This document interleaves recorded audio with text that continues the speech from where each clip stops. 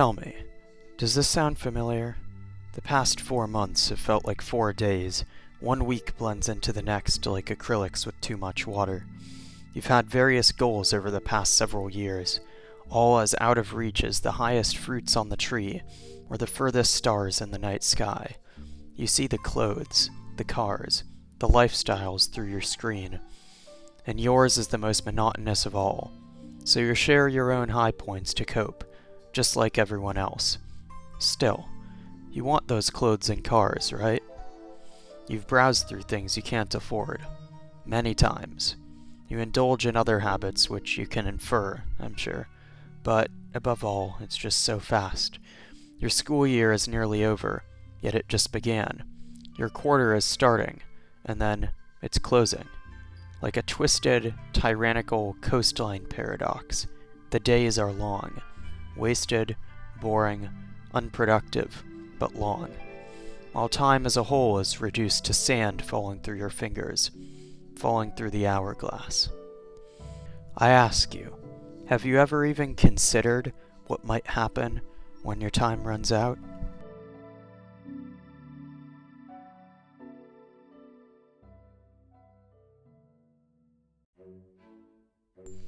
Time is a funny thing. According to physicists, time is a dimension, same as the dimensions of your room. According to philosophers, time is a result of cognitive error, like a flagship game being emulated onto a crappy PC in order to run it smoothly. However, today I'll be referring to the philosophical meaning, though I'll be blending both into one so that you can follow what I'm saying. Imagine you're watching the full moon on a clear night. An astronaut lights a massive firework on the surface of the moon and looks at his watch. 10:03 p.m. and 36 seconds. You see the firework and check your own watch, which is calibrated exactly the same as the astronaut's. 10:03 p.m. and 37 seconds. How is it even possible that the times are different? Well, the answer lies in that which governs time: light. Light is responsible for how we observe things. If no stars or flashlights or light bulbs existed, we would never see anything except blackness. We would therefore perceive no passage of time, even though time is still inevitably passing. Or is it? How can we prove that time actually passes in this realm of darkness?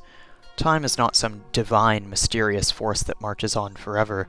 At its core, time is just how we perceive things to move through space. When we turn on the light bulb, or the star, or the flashlight, time starts passing again. In other words, we see things moving again. Now, let me repeat what I said before. Time is a dimension. Time is how we perceive things to move through space. When the astronaut lights the firework, let's just assume the firework is strong enough to be seen from Earth, he's sending beams of light down to the person on Earth. But light doesn't have infinite speed. It's very fast, but it's not infinite. It takes around 1.3 seconds for the light to travel from the moon to Earth, so the person on Earth sees the firework go off 1 second later than it was lit. In this way, time is, as I said before, a dimension. Time explains how objects move from one point to another on a 3D plane, governed by the speed of light, which is constant in every frame of reference. But there are still 2 more things to be explained. Firstly, let's define B-theory, which maintains that time is eternal, and that the past is no more special than the present, which is no more special than the future.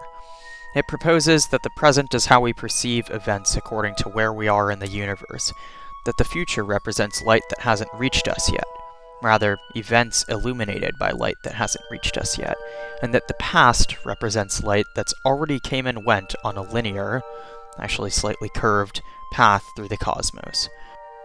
Let's say God is perceiving this beam of light from a position far, far away, and he sees all light reach his eyes at the same time. What would God see? To clarify, the present, again, is whenever the beam of light reaches us, whenever we see the event. The future is when the beam of light hasn't reached us yet, and the past is when the beam of light has gone past us. When the event first happens, God would see what we define as the future happening in his present, and what we define as the present existing in his future. Our past would also be the future in his eyes. Now let's switch perspectives again, this time to a far-off planet that happens to intersect the beam of light after it goes through Earth. To the lone observer on this planet, what Earth holds as the past is their future, and Earth's present is also the observer's future. In this way, depending on where we are in the universe, time can either be the past, the present, or the future. Therefore, according to the omnipresent observer who is everywhere at once, the past, the present, and the future are one and the same, ergo time is eternal and constant. Confusing? Don't worry, it should be confusing. As humans, we can never even imagine what it's like to be omnipresent, to see the past, present, and future all at once. It's like if someone who has raised their whole life in one room were asked to visualize what lies beyond that room. It would obviously be an impossible and unreasonable task. But using several reference points that we can visualize, we can provide evidence to support B theory. Let us journey back to your life. Wherever you are, whatever your plans are, focus on that. We discussed earlier that time is just how we emulate the simultaneous events of the universe to our own reference point. I recall using the analogy of a hard-to-run video game being run at much lower settings on a much worse computer. Well, what if the events we witness seldom change? What if that beam of light we were visualizing earlier reaches us, and then seems to keep reaching us, over and over? Whatever event we're witnessing, the past and the present blend into one. It's similar to how we would perceive time when there's no light, though not to as great of an extent. Time does pass, but it passes way, way too fast. That's essentially how I predict you're living your life. Unless you're part of the exclusive club who injects constant variety into their day-to-day activities, then you feel like the past few months have been the quickest months of your entire life. 2025 went by faster than 2024, and 2024 went by faster than 2023. It's not just because you're getting older. It's because you're perceiving similar experiences over and over again, so your brain can't tell the difference between 2 weeks ago and 2 years ago. So, I encourage you to switch things up. Whatever goal you've had, start actually pursuing it. Whatever national park or big city or anywhere else you've been wanting to visit with friends, create a group chat and start seriously planning it. Whatever girl or guy you've had your eye on, start talking to them. We weren't put on this earth to live in a vicious cycle of monotony.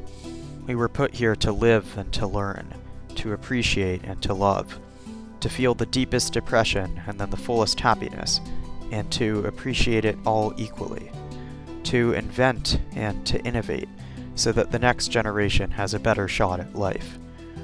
You can't do any of that if your past blends with your present, so I encourage you to distill the two and create substances you haven't yet seen.